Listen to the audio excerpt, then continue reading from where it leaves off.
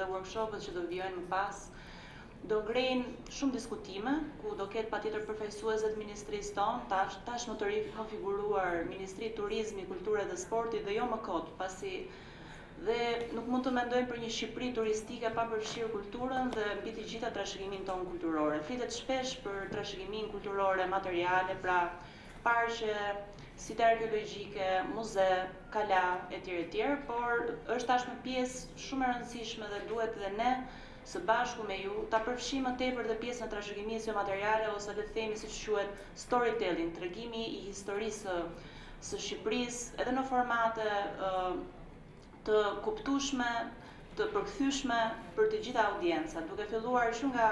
vizitorët vendas që shpesh nuk e njohin historinë e kalave, muzeve dhe ka dhe shpesh diskutime ku ndonjëherë dhe historia duhet trajtuar ashtu siç duhet kur ti futesh në një muze ose në një kala ose në një sit arkeologjik, në një qendër historike, pasi nuk janë vetëm ato që administrohen nga ministria, por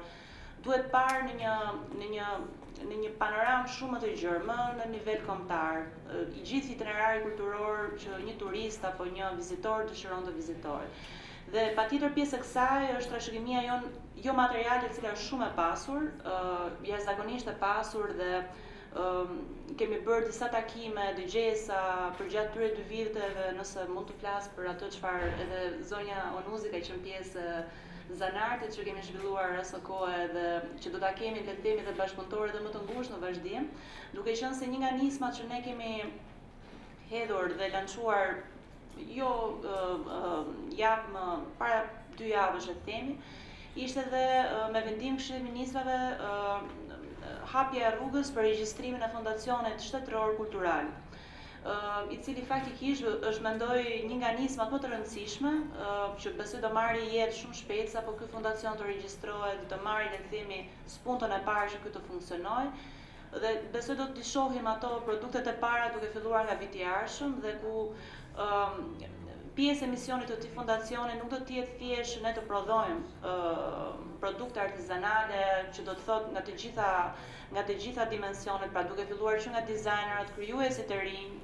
që kanë shumë ide kreative shpesh që të integrojnë materiale, le të themi tradicionale me teknologji moderne ose edhe me një sy pak edhe më modern shpeshherë, por patjetër edhe për artizanët ku nga takimet që kemi zhvilluar, një nga shqetësimet më kryesore të tyre nuk është thjesht të prodhojnë, që edhe ajo patjetër është një proces i vështirë në vetvete dhe diebërja është një proces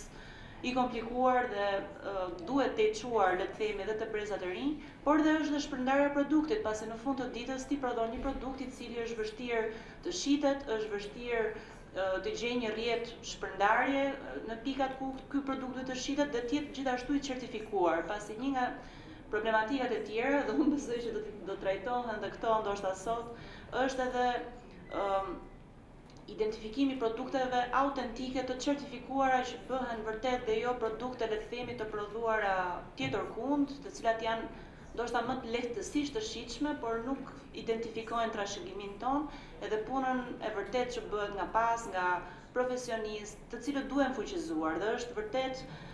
një potencial ende i pashfrytzuar plotësisht ajo çfarë ne shohim shpesh në për zona të cilat nuk na shkon mendja që ka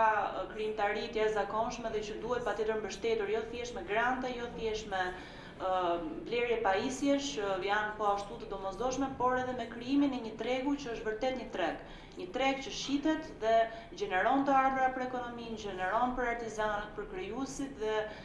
tregon dhe historinë dhe i jep mundësinë dhe turistëve që kur të largohen nga Shqipëria të marrin një copës të Shqipërisë me vete, pasi edhe ne kur udhtojmë jashtë gjithmonë duam të marrim kujtim me vete nga shteti ku vizitojmë. Dhe pjesë e kësaj është dhe historia dhe tregimi. Ne kemi site të jashtëzakonshme, duke filluar nga veriu deri në jug,